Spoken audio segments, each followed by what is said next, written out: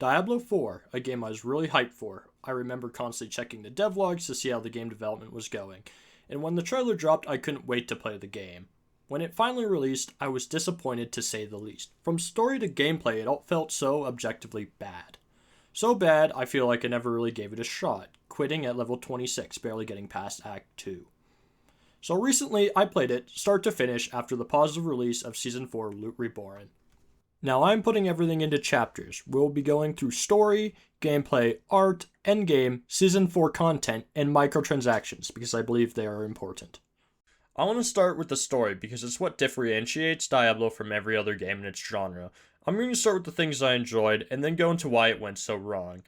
I'm going to try to be as spoiler-free as possible. Let's start with the world of Diablo.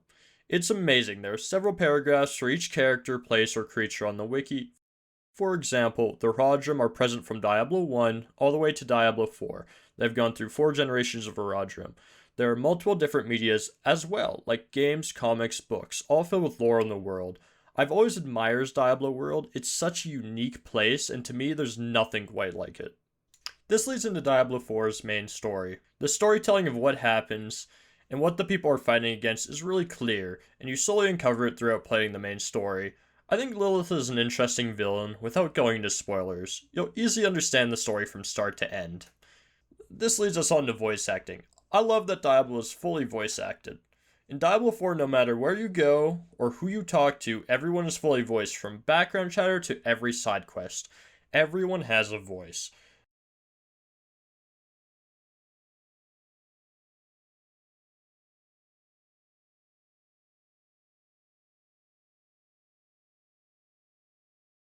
The voice acting is super high quality from my perspective, and everyone involved did an amazing job. Unfortunately, this leads us into the things I didn't like. I was going to say how much I disliked the characters, because they lacked depth, but that's just not true. I think the bigger problem was the fact that it took so long to actually get the quest lines done, and that every part of the story felt so segmented and unimmersive. You didn't get the horse till Act 3, so the first 3 acts felt very separated, and it kind of made it hard to really get into the story. There was also a character that felt really shallow, and that was Loreth. Tiptoeing around spoilers, at one point in the game, he was supposed to be at a low point, but it really didn't achieve what it was supposed to for me. It felt like his voice acting never changed emotion, and some of his talking points fell short. Also, some big events didn't have the impact that they were meant to have, or that the writing didn't achieve. There are multiple points where I felt like the way it was written could have been better. Now, they did do a good job with a character named Donan. He was masterfully crafted, his conflicts felt impactful, and you understood why he did the things he did. Some characters, especially Loreth, did not achieve the impact that Donan had, and some parts weren't elaborated enough on to make an impact. There's more I want to say about this, but this is a spoiler-free review, so I'll leave it at that. This leads us into the world lore. There was not a lot of world lore in Diablo 4. Comparing it to Diablo 3, there were journals from Deckard Cain and others talking about the world, the sanctuary, creatures, people, class backgrounds, and more. It was something I was very interested in. That saying, Diablo 4 has none of that. The only books have half-baked backgrounds from people entering the dungeons. It wasn't that interesting. They could have easily decided to add some side lore from the Haradrim, which are known to keep records for the sake of saving others. I don't even mind if it includes lore already in Diablo 3, but the fact they decided to add little to none side lore definitely decreased my satisfaction with the game. Now let's talk about bosses. All the bosses were pretty underwhelming to say the least. There were only 2 that were good, which was the first and the last. Every other boss felt like they're boring, gameplay-wise and story-wise. Like, you fought a big boss that had a huge build-up, and they don't even say anything, it just cuts to the fight. Also, you can kill the bosses in like 10 seconds, and most attacks are basic. Most of the boss fights left me underwhelmed to say the least. And for the boss to say nothing was just funny for me. For bosses, having quick fights made them feel like they weren't as big as they were made out to be story-wise. Overall, Diablo 4 compared to Diablo 3, which I know had its own problems, Diablo 4 feels way weaker story-wise. The world Diablo and the core story is okay, but the negatives way outweigh the good. The characters felt less impactful than they should, story felt very segmented, There was little to no lore on the world, and the bosses were boring. The story is the main reason why I play Diablo, and it is a really big step down from Diablo 3. This leads us on to gameplay. Diablo 4 is a top-down action RPG hack and slash game. If you don't know what that word jumble is, it's essentially a top-down view that allows you to play a character in a story, and you get to kill lots of enemies by hacking and slashing. Now, I have played from the start to the end game, and there's some clear problems, and some things I did enjoy. Let's start with the things I enjoyed. The different classes. I liked every class, they all felt in their own way unique, and felt very different from each other. The Barbarian was a close-range fighter using brute strength to fight through enemies. The Rogue was a mix of close combat and range, using poison and traps. The Necromancer uses skeleton minions of varying abilities. The Sorcerer uses elemental magic, lightning, cold, and fire. And lastly, the Druid, who has an ability to shapeshift into a bear and wolf using earth and storm magic. Each character also had a multitude of attacks and abilities, meaning you can make characters that suits your playstyle. For example, if you use Rogue, you can imbue weapons with 3 different effects: ice, magic, or poison. You can use close-range swords, or you can use long-range bow. Needless to say, each character is fun in their own way. This leads us into casual gameplay. Diablo 4's casual gameplay allows you just to turn off your brain and just kill things, and to me that's the most appealing part. Kill things, get thicky loot, do it again, fight rare enemies, kill them, get more thicky loot. There are lots of things to do: dungeons, side quests, world bosses, legions, and the main story. I found myself often doing side quests and dungeons I came across instead of doing the main story because it was fun to just go around completing random tasks, watching my XP go up after completing each side quest or dungeon. And to be honest, that's what Diablo's strongest asset is: to do stuff to make your level go up. It's satisfying until it's not. This leads us into the cosmetics. I love getting the drip on. It's so stupid. Every item you salvage, it unlocks the cosmetic look for that item. All the cosmetics you get, you can change in the wardrobe for free in the main towns. All the in-game items have their own unique cosmetics for each class, making each armor class look unique. There are a few different cosmetics that are locked behind a battle pass or a store, but for the most part, I was happy with the selection I had. Overall, I believe that the free cosmetics are pretty cool, even though you don't see much of them in combat. I almost completely didn't cover the Diablo 4 multiplayer, because to be honest, it doesn't really have any dedicated content. Don't get me wrong, there are world bosses and legions, but most of the time you do that with random players, and you kind of just ignore them, because the world bosses and legions are easy, and they don't require much cooperation from others. I do like that I can play with friends from any device that can play Diablo. I also respect that there's cross progression for when I play on my Xbox. But really, there isn't that much to Diablo 4's multiplayer. There's no dedicated multiplayer dungeon like raids in Destiny 2. Overall, it was just very lukewarm. This leads us on to the stuff I didn't like. Level scaling and difficulty. Level scaling was the main reason I stopped playing back when I first got the game. It felt like no matter what I did the same amount of damage to every enemy. So no matter where you travel to in Diablo 4, the enemy will be the same level as you. Simply put, this is boring. It feels like there's no real challenge, no sense of progression. It simply feels dull. Don't get me wrong, I think it makes sense having a level scaling in an open world with a ton of different things to do in each region. It would prevent you from properly enjoying all the content throughout the map if you just fight lower tiered enemies in the easier regions. That leads me into the difficulty of Diablo 4. It is divided by 4 world tiers. The first 2 are available before beating the campaign. After beating the campaign, you can gain access to the 3rd world tier, then do a hard dungeon to access the 4th tier. The difficulty does not make sense to me. No matter what world tier I am in, I will not die, even get low. I don't think I've ever used the healing potions after level 30.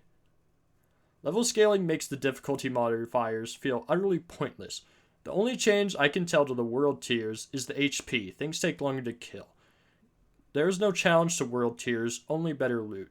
If you're looking for a game that is super easy with no challenge, this is it. Now on to the horse. I absolutely hated how long it took to get the horse in Diablo 4. It makes you play through the entirety of the map before they finally give it to you, which luckily unlocks for all characters, but This is what my map looked like before I got the horse. It felt like they were trying to increase my playtime by making me run around the entire map before giving me the bloody horse. I don't think that's entirely true, but I often got bored running from destination to destination. I felt like I was trying to find the best way to maximize my movement instead of enjoying the game. Now on to repetition. Diablo 4 has a problem with feeling repetitive. I did say Diablo 4 had a lot to do, but honestly, it all feels the same. Doing a dungeon feels the same as doing a collection side quest. You just kill enemies or explore dungeons for a key item to get to the boss. Also, bosses felt really repetitive as they can be found in the same arena layout, and often I found myself fighting the same boss over and over again. Fighting enemies quickly got boring. I ended up just skipping the sections of common enemies and dungeons. If you enjoy mindless gameplay, it really isn't a problem, but for me, I got bored really quickly with no challenge. The next two sections will talk about loot and side quests. These will reinforce the idea of repetition. Now let's talk about loot. When you first start playing Diablo 4, the loot feels very balanced. Cherish that feeling of your first legendary because it will turn into, holy, a legendary, into, my inventory is full of legendaries, damn it! After you hit level 40, it feels like every item you get is either a rare or a legendary, to the point where it doesn't really feel special. I hit this point before even finishing the story, making the endgame feel even duller, but that's for later. I felt like there's nothing really special to grind for. Like, there's not an item that is super rare and I'm grinding for it, but it all felt repetitive and uninteresting. But I will say, if you enjoy nerding out trying to get the best stats or rare stats on armor and weapons, you might find this pretty fun. There are 214 side quests according to Game Rant. There are 3 types of side quests: emailed at this monument, actual in-depth side quests, and collection or dungeon quests. There are some that are alright, but most of them are not that interesting. What I didn't like was the stupid ones where you have to emote at a certain location. At certain times it felt like they were just copy and pasting collect enemy drops or emote at this location side quests, for the sake of filling in each area. There were some quests that had depth, which I respect, but in the end most of them were boring and repetitive. Overall, I felt like the gameplay was focused way more than the story for Diablo 4, but I don't think I can recommend the gameplay at its core. The classes, casual gameplay, and free cosmetics were the only things I really liked. The dungeons were repetitive, the side quests felt like they were copy and pasted for the sake of having more stuff, there was no real challenge, and increased difficulty felt like it was a loot increase rather than the game actually getting harder. Making the game always online didn't really have a point. I felt like there's no real thing that made Diablo 4 special. It just felt like everything was okay. It didn't really excel anywhere gameplay-wise. Diablo has always nailed their graphics and cinematics. Needless to say, Diablo 4 didn't disappoint. Everywhere you go in Diablo 4, it looks beautiful. The towns look stellar, with the bigger towns having castle-like walls, to the outside towns being barricaded by wood. Each dungeon was amazing, looking like a cave, underground library, catacombs, and much more.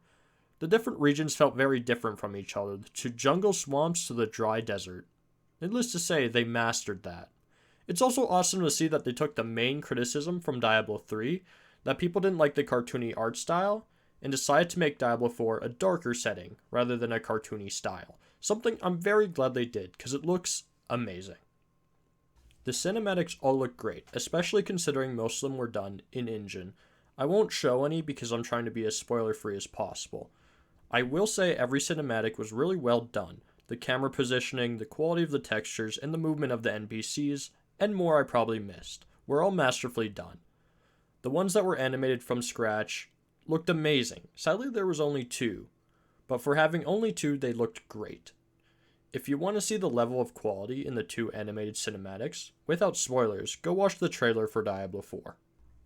Now for the endgame in Season 4 Loot Reborn. I'm just going to quickly go over them, because I felt like the core gameplay was getting repetitive, and Season 4 is filled with very specific changes that you would have to play the game where you'd understand.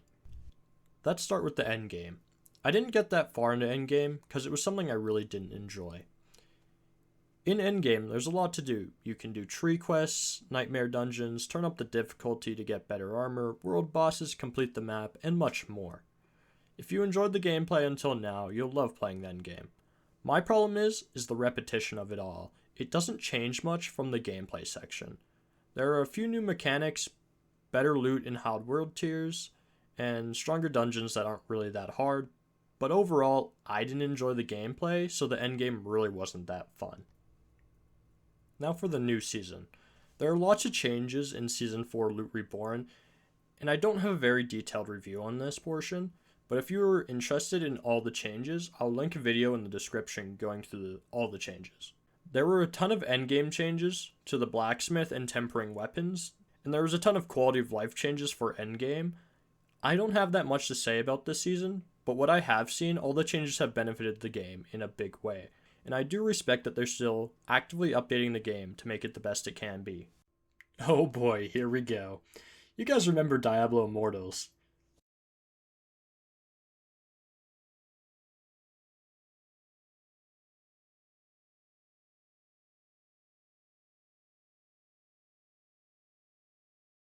I feel bad for the guy who said that, because he probably didn't expect it to go as poorly as it did.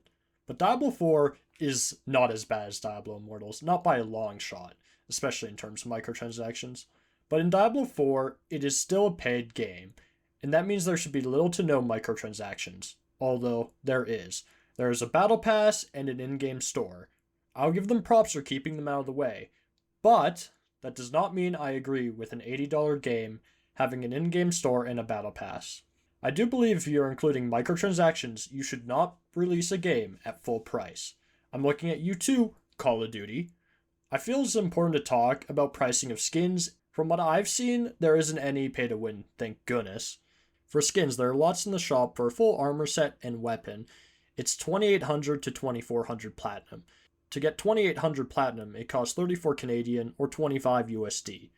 There are also horse skins that cost 2,000 platinum, which is roughly 26 Canadian or $19 USD. To me, these prices are super outrageous, especially for most skins being tied to one class. But unfortunately, they are commonplace, and I can't say it isn't done elsewhere. I'm a sole believer that if I buy a game, there should be no in-game store or battle pass. This is not the case. They're also charging for a DLC for the rest of the story. Yeah, you heard me. The story didn't technically finish, so they'll just charge you another 60 Canadian. Or the other two pricing methods. 80 Canadian or 120 Canadian for more cosmetics. Yay! I personally don't mind paying for a DLC, but with all the already present microtransactions, it just feels greedy. If they keep making DLC, it might turn into a Destiny 2 situation, where to access most of the content, you need an arm and a leg to buy all the DLC. I do plan to make a video on microtransactions in video games in the near future, so if you're interested, please do subscribe so you don't miss it. But overall, I dislike Diablo 4's microtransactions, but by no means are they in the way of playing the game, so it's not really that bad. But overall, I feel like having microtransactions in a full price game should not be allowed. On top of that, charge for a DLC. There are just two things I'd like to quickly touch upon. I noticed that the Busher, an enemy in Diablo 1 and 3, got turned into a measly rare enemy, not a menacing boss like in 1 and 3. That made me wonder if there's any other examples of them making changes like that to the lore of the enemies. There was an unusual amount of advertising in chat for golden items. It felt like the chat was not moderated at all. These sites were clearly not official. Like, come on guys, you can't have this happening. I hold a special spot for the game Diablo. I was really disappointed with Diablo 4, and I wish I enjoyed it. To be honest, I had a really hard time finding things I enjoyed about Diablo 4, because everything I didn't like put itself front and center. Dull characters, repetition, little to no difficulty, boring loot, it set itself up for failure. Don't get me wrong, it did nail some things, like art and voice acting. I can see they tried, and to be honest, the main problem is the gameplay. It's boring, and I know some people might say, maybe you just don't like ARPGs, but I have played through Diablo 3 multiple times, and never came close not wanting to play. To me, I wouldn't be as upset if I could really enjoy the story. But unfortunately, I don't think I can recommend this game. If you look at the gameplay and think, yeah, I would like to play it, go for it. But simply put, as an $80 game, it is not worth it. Hey, If you enjoyed the video, please subscribe. I plan on making more videos similar to this. It was my first time making a review, so hopefully it wasn't too bad. And if you have any criticisms, please leave them in the comments. They're always welcome. Anyways, thanks for watching. Have a good one.